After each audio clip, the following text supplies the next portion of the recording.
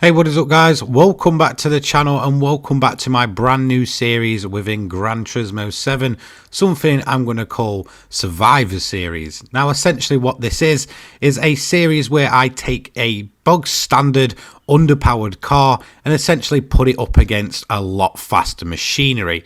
And basically the whole goal is do not end up in last place. Once you do, that is it. It's game over for you. So up first, I'm going to use the classic Civic Type R and basically put it up against faster machinery with the goal of not getting overtook and ended up in last place. Once I do, that is it. I have to stop the car and it's game over. So up first, we're going to test it against a very similar opponent. This car right here is the Civic and it is a Type R. But it's not quite the one you're thinking. This is basically the touring car version. It's going to be bog standard, running on its default setup, and I'm essentially going to pit it up against the EK Type R that we do have, which is the bog standard road going version. So obviously I can't really find an advantage in terms of using my EK. Usually if I was up against something that was maybe rear wheel drive and such, or maybe if I was up against a really big car, I could essentially use a nimble focused track. But you know, with both of these cars being the exact same thing, just one is a touring car and one is the road going version, I don't really have any advantages. So I feel like this is going to be a difficult task to begin with. So where would I go in terms of track? Well, I actually found myself heading out to Japan and going over to Tsukuba. For me, this is where I feel like this car really can shine, and with it being quite a tight track and not the best for overtaking, maybe I can just manage to hold them all off. So we got onto lap 1 and instantly we're being overtaken. The Civic touring cars looking very, very fast, especially when you're trying to, you know, get your little road going version going and fly yourself into turn 1. But before you even get there, they're straight up the inside and past you. In fact, I don't think I've ever seen one of the EK Civics come across as so intimidating.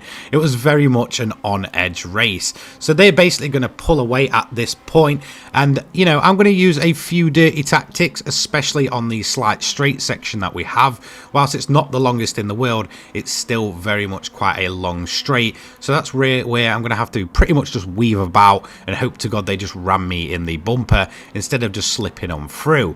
Obviously there's a whole pile of cars behind, so I can afford to let a few through but not too many.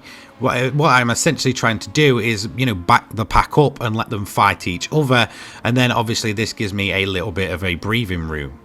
So we only let one car through there and the rest essentially ended up, you know, bunching up, and they're going to have to fight each other. However, when we get back on the straight, obviously their power advantage comes in. They're running around about 40 to 45 brake horsepower more than what we've got in the road going version. In fact, I think it may be more likely about 50 horsepower.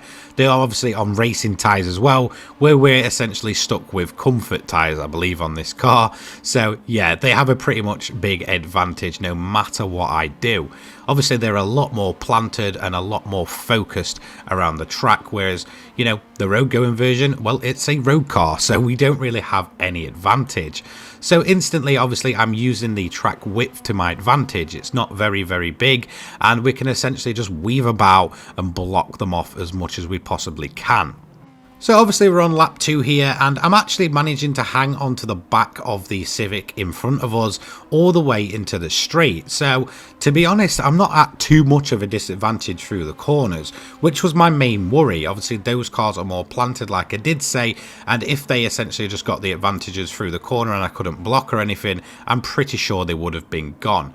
Obviously without too much of a horsepower difference, I can, you know, kind of stay with them, but not too much. Essentially what I'm trying to do is every time I get to a straight, hope I've got at least a bit of a slipstream and I can use that to just, you know, tow me along at least a slight amount.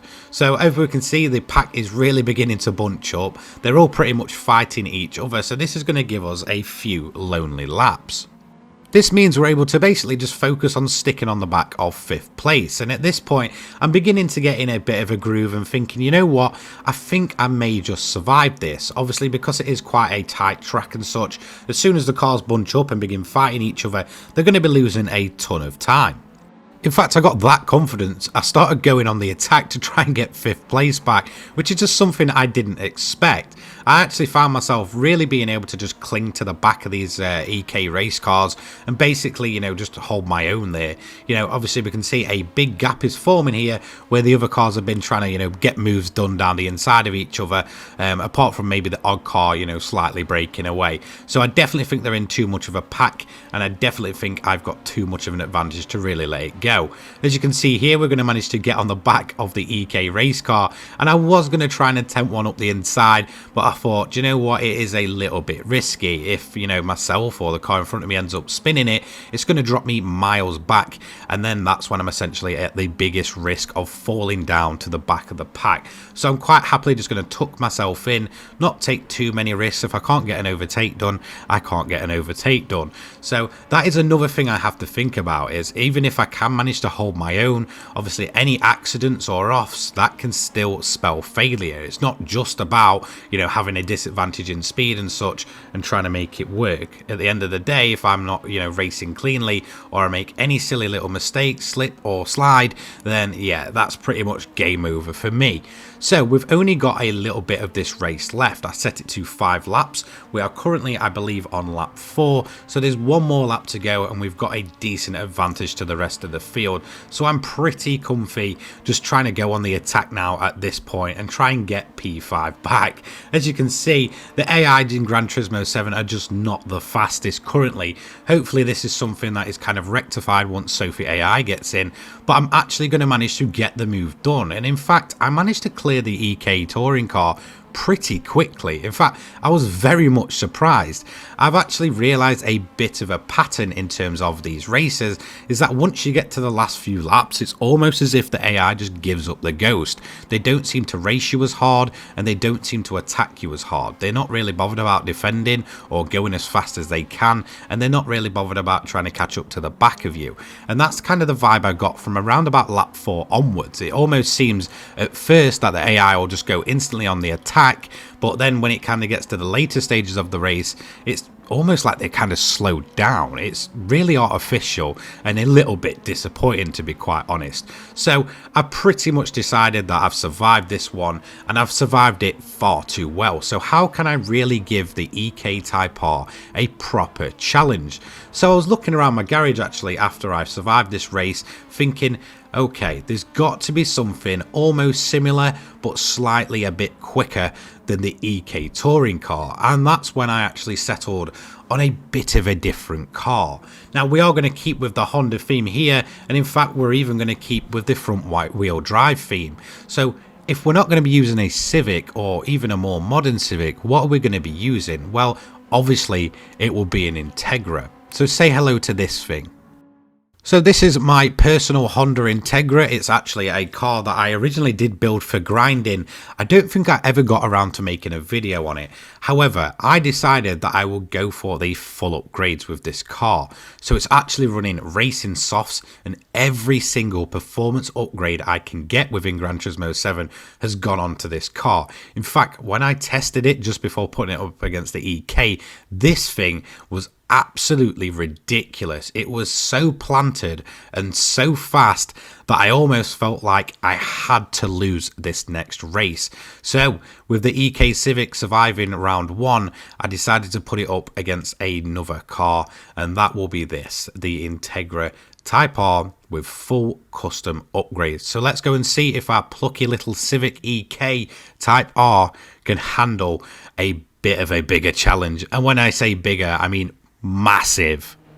So this time again I thought about it, and I thought, do you know what, I've got a massive disadvantage at Suzuka down the straight. However, I'm going to use a lot of weaving, which you're seeing me do there. So we went to the east course, the short course, 5 laps again, and I'm essentially having to go full survival mode. My hopes in being that once I get to the curves and such, I can really hold my own, but instantly we're dropping all the way down to 5th. And in fact, the AI, because they were so fast, were super aggressive early doors. As you're going to see, we're going to take quite a few hits dents in the rear bumper, and then the fact that because the pack is just so condensed with 20 cars on track, we're going to quite quickly drop down to P8. So at this point I'm sweating it. I think almost instantly this challenge is going to be done, as I end up in an Integra sandwich. They do manage to go through.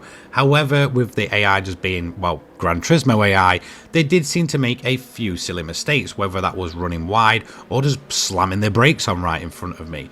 So at the end of lap 1, we're already more than halfway down the pack. We're in P11 and we're back on the straight. So at this point, I'm going to go full weave mode. Essentially what happens when I weave in front of them is that the AI will almost pretty much stop and then not really attempt the overtake for a good few more seconds. So it does give me a bit of breathing room. Another Integra did manage to get through on the outside there, which you saw, and we're now currently down to P12, before dropping again to P13 and then even nearly P14 before I had to essentially let the Integra go as it bounces over into the gravel and into the side of us. So at this point I'm definitely feeling like, yes, I'm going to finally fail this challenge. I'm sat in P14, I've not even completed 2 laps, and these cars are very, very quick.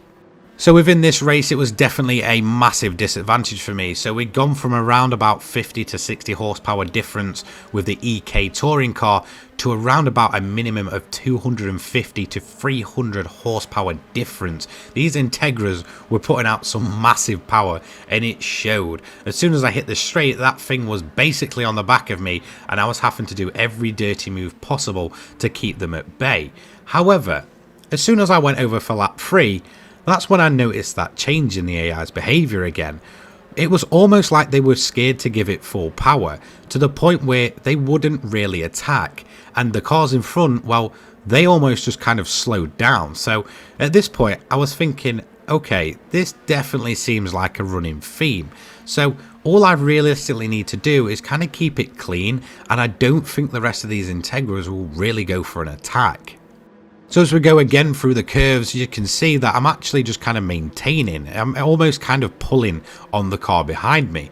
So I'm thinking, okay, right, I'm going to get a good few laps in, and my lap times did start plummeting. I think I started off with something like a 1:05 to then a 1:03 to a 1:02, and then I believe my final lap was something like a 1:01. So not only am I adjusting to the track and the car, the AI are basically just holding off. So this has allowed me to essentially pull on the AI. As you can see, the gap's just there. It's not really coming down. And in fact, if anything, I'm almost a bit closer to the back of P13 and that group of cars. Obviously, the lead cars are pretty much long gone at that point. There was no way I was going to claw those back. And in fact, I didn't think I'd really get the chance to claw anything back against the cars in front. I just thought I was in pretty much a world of my own. And basically, that's what I was for a decent amount of this race. And it was a little bit of a shame. So my thinking is, if I can definitely, get some faster cars on the go, I will put this little Civic back up against even faster competition next time, where they're pretty much going to, even if they do slow down, going to beat me. So this challenge is basically going rather quite well. In fact, if anything, I'm already starting to take the gap down. As you can see, we've pretty much pulled on the other gap, on the other group of cars, but we're also gaining on the front group of cars. So yeah, I was really quite surprised at this point. At the same time, I was feeling a bit of disappointment because I wanted a challenge. And as you can see, the cars at the back there just really dropping away. They weren't really fighting each other that much, even through the curves or on the straights. They were kind of just stuck in a line, and it almost felt like the behavior you'd see within like Gran Turismo, I'd say like 2, or should I say Gran Turismo 1 really, all the way up to around about Gran Turismo 5 and 6, where the cars would just essentially just stick to the racing line. They wouldn't attack each other, they'd just drive behind each other. And in fact, because the ones in front of us were actually beginning to battle a slight amount, this allowed me to close the gap up. And at this point I'm thinking, I could claw some positions back here. I mean, we're at a massive power disadvantage, but if I can keep it clean, maybe I can just do a bit of a last minute lunge. And well, that's essentially what happened. As you can see, because of the track layout, it's almost as if the AI gets confused, slams the brakes on too hard, and then if that's what happens with the car in front, the car behind them pretty much crawls. So we did manage to get a move done, and we finished actually overall in P13, which is not too bad considering by the end of lap 1 I was sat in P11.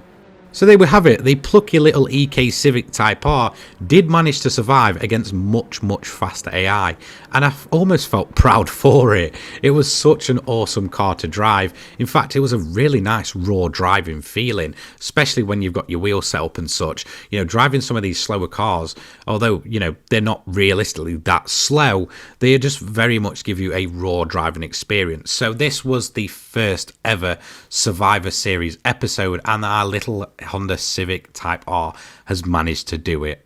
Maybe I'll bring this car back, maybe I'll just do a different one completely, who actually knows. So thank you so much for watching. Don't forget to like, comment and subscribe. Big shout out to everyone that supported me recently. It's been absolutely awesome. Thank you to my sponsors, the Controller People and Poggers. If you want to check them out, they'll be in the description down below, along with my Twitter, my Discord and my donation link if you do want to kindly buy me a coffee. As always, take care. I hope you have an amazing day. I'll see you all later, guys. Peace.